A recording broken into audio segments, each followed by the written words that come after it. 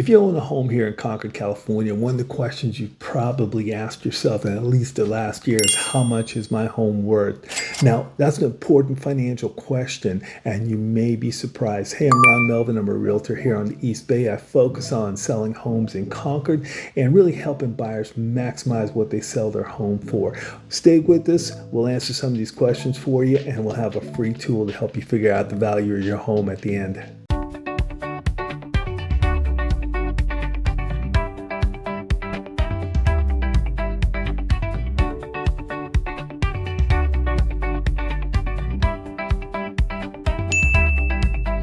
Now, before we dive in, one of the things I got to tell you that most people don't know, and it's costing them tens of thousands of dollars, what your home is worth and what it will sell for can be two very different things. Most homeowners don't know this, but once they find out, it changes things for them. Let's break down both of these for you. So let's talk about the word worth. Now, that is the value of your home. In residential real estate, it usually means the comparable sales or comps. And these are homes that are similar to yours that have sold in the last 6 months and are typically within 1 mile or within your neighborhood. This is the number your appraiser is going to use. This is the number that they're going to use to establish a value when refinancing, or an estate may use. This is basically the official calculation of the value of your home. Now, here's where it gets interesting. What people are typically asking when they ask what my home is worth is they're asking what somebody would pay for the home. And that's where market value comes in. And the official definition for market value is what a willing and able buyer would pay for my home. And here's the key difference. What your home is worth, or the value of your home, is driven by comparable sale, while what somebody would pay for your home, or the market value of your home, is driven by demand for your home. So what creates demand for your home? There are 5 factors. I'm going to walk you through each one of them. First is the economic condition. These are things like interest rates, inflation, the job market, consumer confidence, the stock market. For instance, as interest rates fall off, more people can afford to buy homes. That brings more people into the market. That creates more demand in the market. That drives prices up.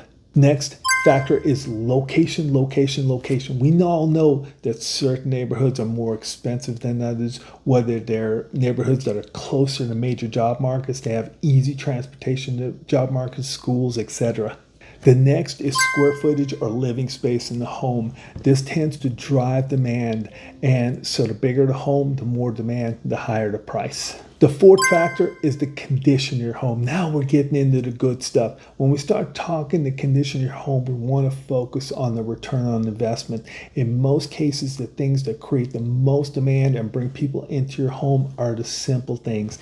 It's making sure the home's clean, making sure the home's decluttered, pressure washing the outside of the home, make sure the gardening's done. Sometimes painting the home. That painting may cost a couple $1,000s, but gives you a $40,000-$50,000 return on investment. Staging can create tens of thousands of dollars worth of value in your home. And these are the simple things that affect the condition of your home.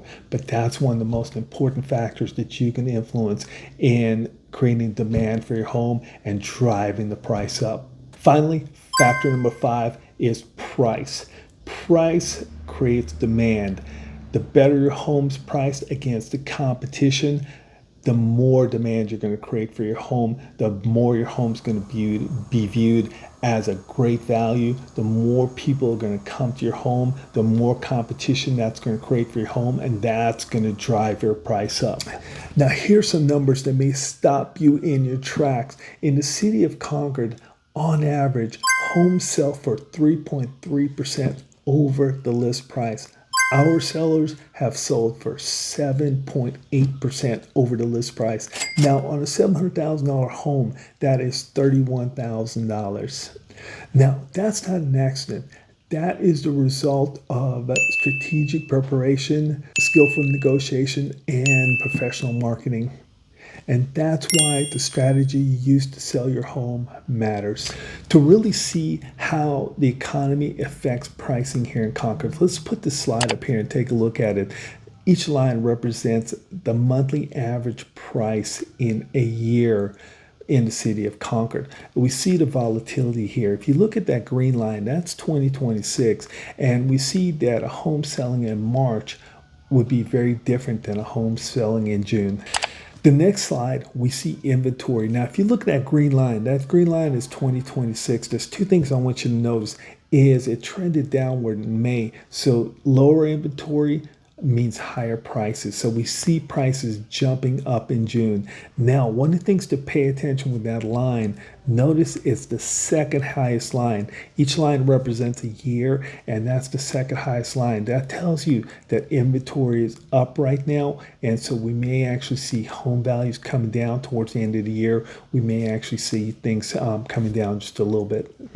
So what is your home worth in 2026? The first step in figuring that out is going to our free home evaluation tool. Look around the screen, look down below in the description. You'll see the link to that. We'll keep you updated on what your home's valued. And also we use real market data to come up with an estimate to keep you updated about the value of your home.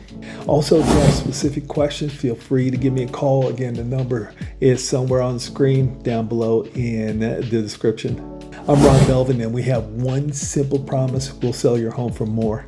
Hit the subscribe button so you don't miss a market update, and look forward to seeing you in the next video.